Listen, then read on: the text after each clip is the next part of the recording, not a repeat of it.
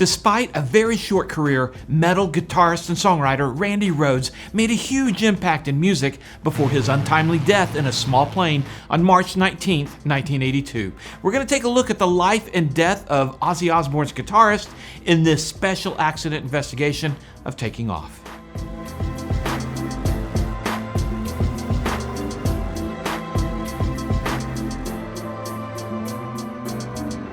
Hi, I'm Dan Millican, and we've had lots of requests for a detailed analysis of the death of Randy Rhoads, the guitarist for Ozzy Osbourne in 1982.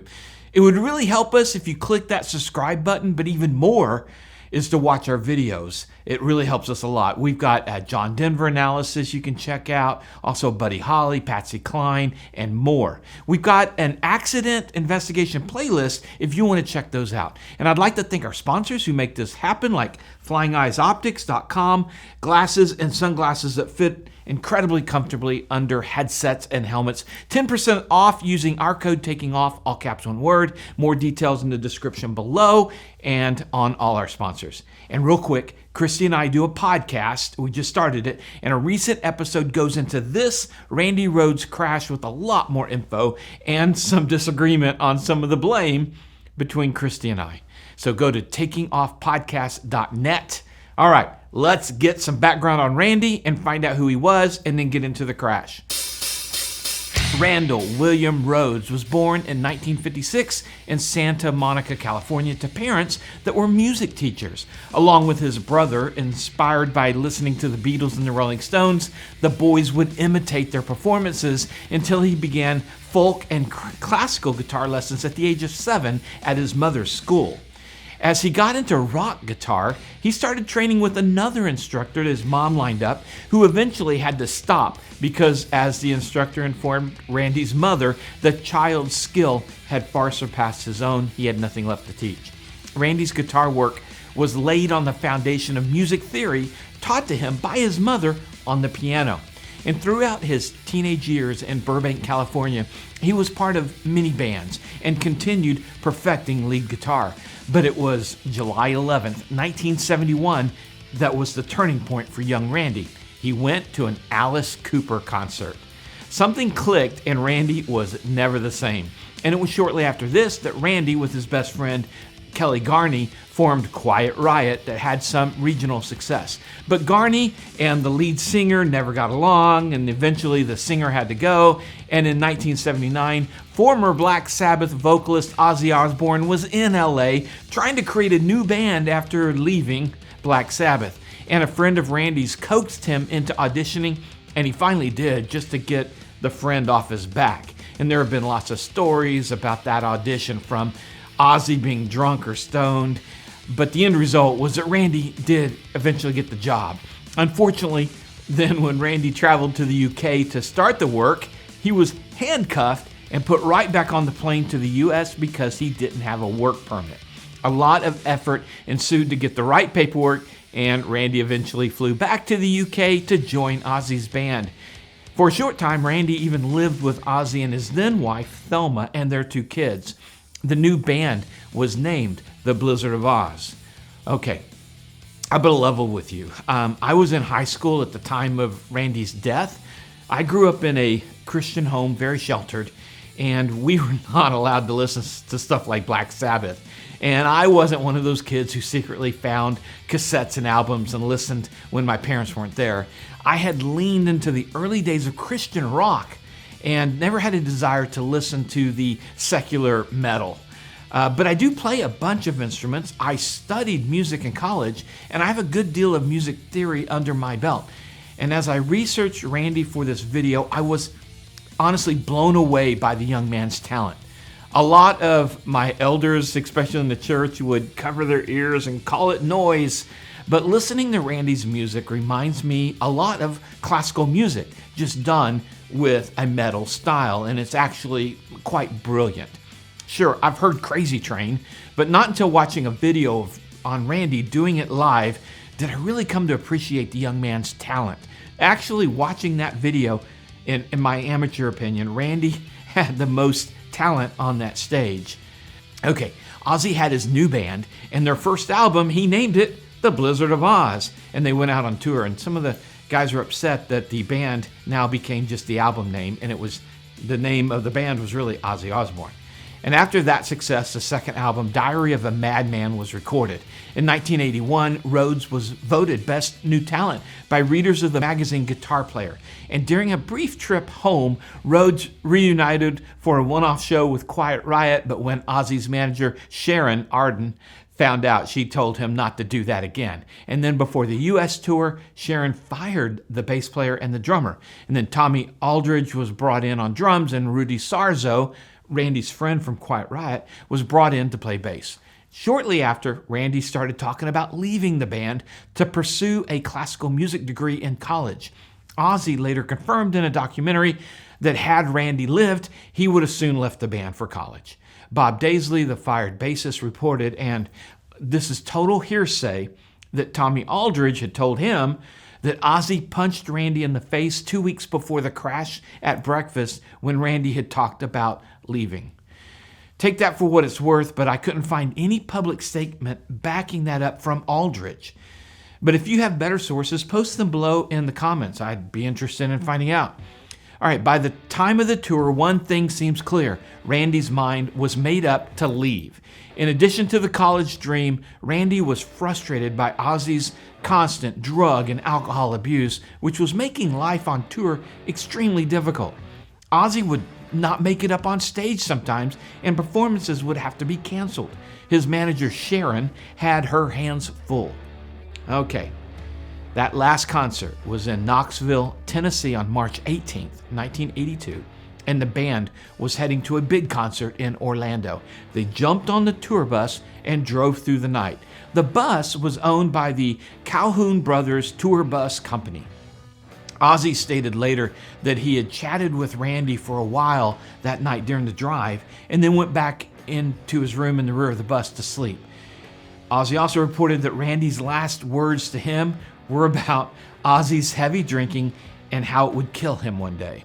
In another report, Ozzy says Randy talked about how excited he was going back to college to get that classical music degree. Meanwhile, the bus driver, Andrew Aycock, was having trouble with the air conditioning unit and decided to make a stop at the Calhoun Brothers estate near Leesburg, Florida, to see if they could get it repaired. It was pretty much on the way. Aycock parked the bus next to the Calhoun Georgian mansion on the Flying Baron Estates, which included a private runway that the neighborhood all had access to. And Aycock had a private pilot certificate, single-engine land, multi-engine land, and his instrument rating, but his medical was lapsed, so he was not legal to fly. The NTSB report listed him with 1,500 hours and that he was 33 years old. They couldn't determine his last flight review, and he did not have any recency of flying. In other words, he had not been up in a plane in a long time.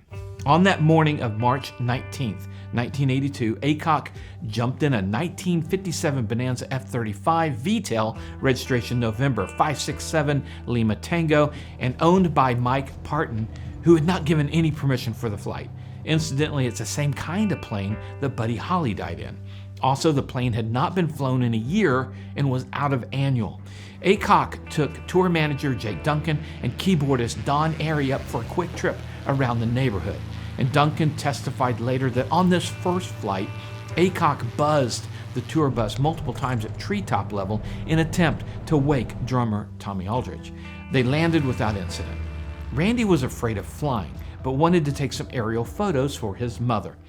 Randy also tried to talk bassist Rudy Sarzo to come fly with them, but Sarzo wanted to keep sleeping.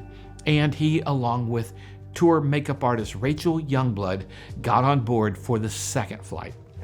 Sarzo explained it this way, that Rachel wanted to go up, but she had a bad heart. And Aycock said, "Hey, I'll take it easy," which then Randy, who was afraid of flying, agreed to go take those pictures for his mom. Witness statements from a shop on the west end of the runways in the police report taken that morning said that the plane went out to the southeast, made a turn to the left to come back going west, and then disappeared below the tree line. Before moving on to the second crash flight, though, I want to bring up two things about Aycock. First was his condition. Okay, the guy had not slept and was on cocaine, as stated by witnesses who saw him take it, and toxicology after the crash confirming. Secondly, let's talk about Aycock's wife, or ex-wife. I've already tried to confirm if they were already divorced or in the process. One report says estranged, another says divorced. Wanda Aycock was in Knoxville. Andy Aycock was trying to reconcile with her. One report has it she wanted a ride to Orlando, and Andy put Sharon in an awkward position by asking if it was okay if Wanda could ride along down to Orlando, to which Sharon begrudgingly said yes. Now, to the next morning in that second flight, there's been several contradictory reports about where Wanda was exactly during that second flight. One report states that she heard the plane in the bus and went to the doorway of the bus when it flew by on that second trip. Another says she was standing at the house, but other witnesses reported Aycock being agitated that morning, and Don Airy, the closest eyewitness, testified that he was standing by the bus and was taking pictures, had a telephoto lens on his camera. He says he saw the two, Randy and Aycock, as they approached the plane, that Randy and Aycock were struggling for the controls as the plane was only 6 feet off the ground. His words, he had to drop to the ground as the plane's wing clipped the bus and crashed to a tree, exploding on impact into the garage. And with that, 3 lives were snuffed out in an instant. Fortunately, and amazingly enough, no one on the ground was injured. Ozzy woke up when the wing hit the bus, thinking that they were in a crash on the highway. Tommy Aldridge grabbed a fire extinguisher in a vain attempt to fight the inferno.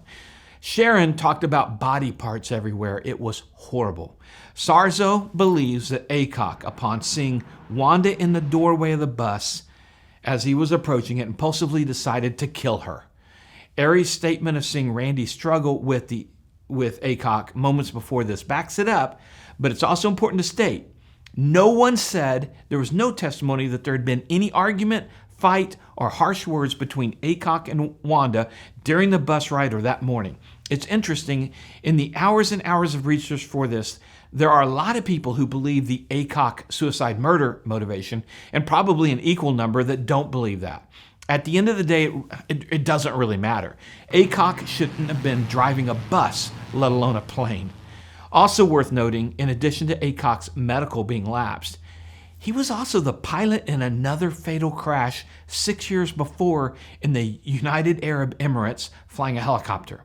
Everyone had to stick around for a couple of days, answer questions for the investigators and for the press. The Orlando concert for Ozzy Osbourne didn't happen, but the tour did get back on the road eventually with a new guitarist.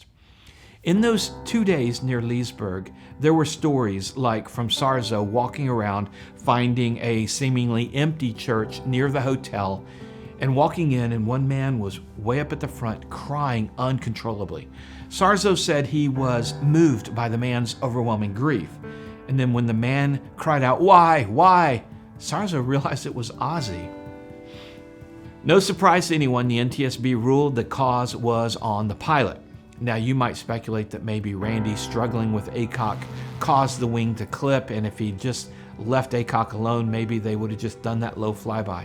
But clearly, Aycock was unhinged. He should not have been flying that plane or driving that bus. All right, here's some things I take away as someone who knew nothing about this when I started the research. And as I spent a long time researching this one, first, I feel mad at Sharon. She knew Aycock's history. It was reported by Sarzo that she yelled at Duncan right after the crash saying, "Don't you know that he already killed one of the Calhoun kids in a helicopter crash?" But I can't find anything about this UAE incident, and I can't find anything about Aycock having a rotor endorsement. But while the others may or may not have been aware, Sharon was aware, and let this guy drive a bus on cocaine. Yes, I know the rock and roll culture was significantly different, and things like that was to them maybe no different than just drinking loads of coffee to stay awake on the road. She was asleep when he stole the plane, but as the one really running the show, she enabled this early link in the chain by having cocaine-snorting Aycock drive their bus. And maybe she didn't have any call on that, but somehow I don't think that was the case. And if you know something about that, hey, let me know in the comments. Now, in Sharon's defense, She totally had her hands full just managing Ozzy, getting him to go up on stage and sometimes not able to, and just handling an alcoholic who was out of control. It was a lot. And in the ensuing weeks, it was reported that Sharon was the one that kept everyone going and moving forward, so there's that. I also take away that out of everyone in and around that bus, Randy was probably the one with his head screwed on the most. There was a whole lot of crazy going on that train. Another question I took away. So Randy had no drugs or alcohol in his system, just nicotine. And the last thing he said to Ozzy about his drug and alcohol abuse, we've talked about that, and that he's afraid of flying. Not terrified, by the way. Friends said he just didn't like it. Then he gets on a plane where the pilot is on cocaine. That one puzzles me. But again, maybe it's just that culture thing. No different than coffee. Maybe he didn't know Aycock was high, but it seems everyone else did. Ari knew, but still got on the plane on that first trip anyway. I don't know. All that just puzzles me. Okay, another thing. Ari talks about taking pictures. I mean, I looked hard, but only found one very bad reproduction from the NTSB docket. And that is an incredible bank angle that close to the ground. It's really bad quality, but that picture is absolutely stunningly scary. I could never confirm that Randy was actually in the front right seat. What if it was Rachel and she had experienced heart trouble? There are some things we'll just never know. Those things are all speculation and fill the social media boards.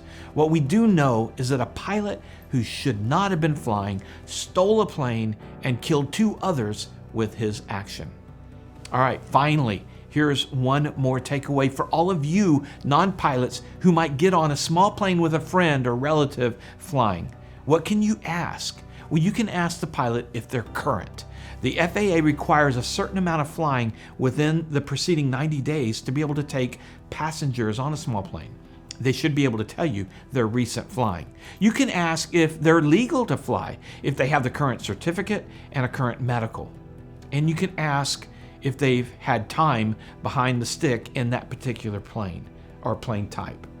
Ask them how many hours of pilot and command they have on this make and model. And you can use those answers to decide if you want to get on that plane with that pilot. So maybe that's something useful you can take away. All right. I want to again thank our sponsors. We are supported by pilot-run companies with outstanding products and services that we personally vet. These companies support us, and you can support us too by using them. Like Colton Mortgage, if you're looking for that residential mortgage, Colton, takingoff.com. Also, we now have merch for sale directly underneath here from the YouTube page that you're watching, right under the video player. And if you have seen Christie's report on the Patsy Cline crash, it was a great report. And if you haven't, you can check it out right here. So I appreciate you guys. Remember, superior judgment trumps superior skills. Take care.